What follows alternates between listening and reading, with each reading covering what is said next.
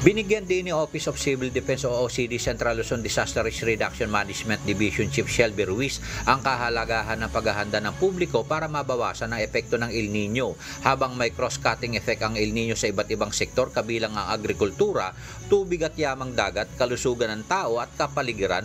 Mahalaga umano matuto ang publiko at magpatibay ng mga hakbang sa pagtitipid ng tubig at enerhiya tulad ng pagsusuri at pagsasaayos ng mga pagtagas ng tubig at pag-uulat ng parehong problema sa mga naangkop na otoridad.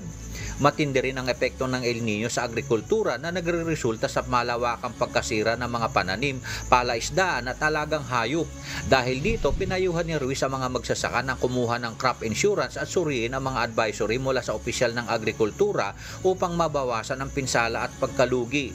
Mahalaga rin gawin ng publiko at ng pamahalaan ang kanilang bahagi upang maibsan ang epekto nito. Sa panig ng mga LGU, tiniyak ni Ruiz na patuloy sila mag-uulat sa OCD para sa mga sinusubaybayang epekto sa kanilang lokalidad upang ang mga ahensyang miyembro ng Regional DRRM Council ay madaling madagdagan kung kinakailangan.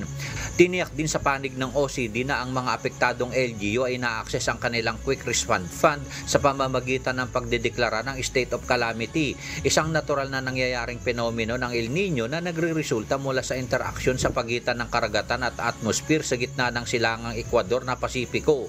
Ang mainit na yugto ay tumatagal ng 8 hanggang 12 buwan at nangyayari tuwing 2 hanggang 7 taon na nailalarawan sa pamamagitan ng mas mainit na temperatura na plus 0.5 degrees centigrade o mas mataas kaysa karaniwan.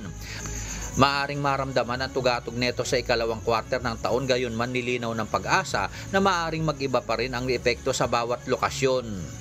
Danny Monar, humahataw sa balita ngayon!